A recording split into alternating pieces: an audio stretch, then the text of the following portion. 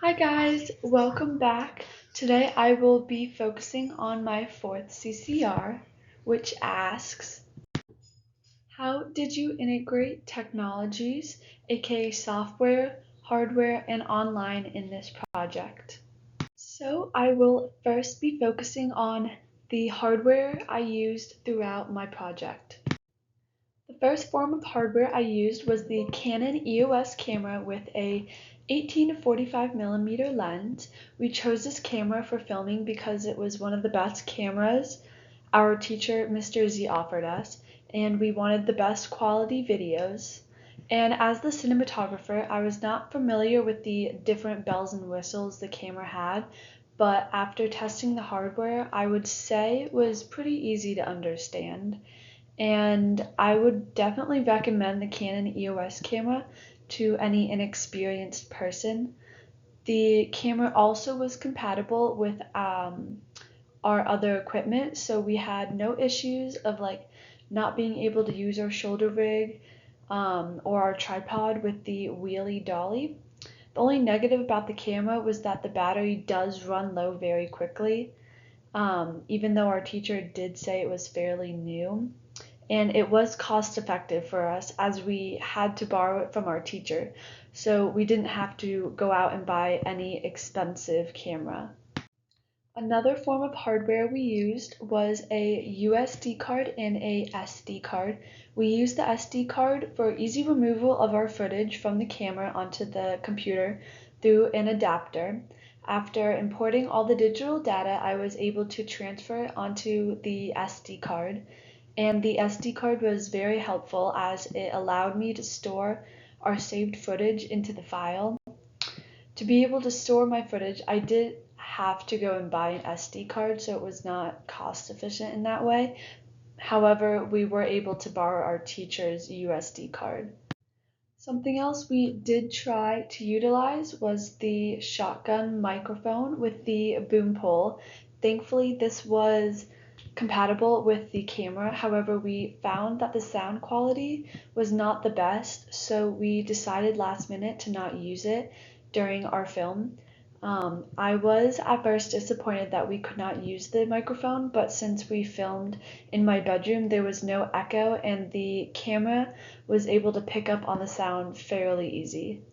Next is the software that we used throughout our film. For editing, my partners and I chose to use Adobe Premiere Pro because we all had prior experience using it from our midterm video and different assignments we did throughout the year. I also loved how Premiere Pro has so many different features that could be utilized to have more creative freedom with our film.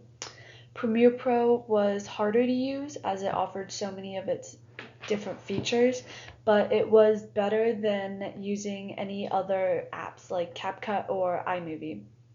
It also allowed our film to be clearer and look more professional, and for sure educated me more on the process of editing clips of videos together to create a product. The software was also downloaded onto the school computers already as the 2023 version, so it made it easier to start. However, when I wanted to edit outside of the classroom, I had to download it onto my grandparents' computer, and I downloaded the 2025 version because I own a laptop, which it was not compatible with the software. For the different images in our movie, like the production companies, we utilized Canva. I also used Canva for my movie poster and marketing post for some advertisement. This is a free graphic design platform that I thought was important to add because it was very user-friendly and was easy to use. It was very important for my partners and I to keep all our digital images simple but detailed, which Canva allowed us to do. It had a variety of templates for specific things we were looking for, like a template for a poster. Through Canva, I was able to quickly and efficiently make my poster for the film, and it also was very professional. The ranges of colors and creative elements makes it really unique compared to other posters. The online portion of my project, I would say, is one of the most important parts.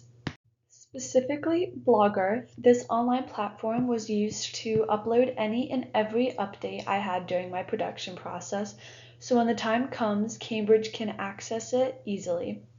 It is also beginner friendly, which is very helpful when it comes to me uploading any updates. Blogger's layout was also very easy to navigate through, so whenever I uploaded anything, it would put it in chronological order and keep everything very organized. I really loved how unique and personalized Blogger is, where you can add any font and set up your blog any way you want. I used YouTube to upload my content for the project to be able to reach the targeted audience. Although I have not uploaded my CCR videos or my final product video, in the past it was very easy to navigate and upload new content. Whenever I was confused or needed help with how to do something on Premiere Pro, I would go to YouTube for some assistance to gain more knowledge.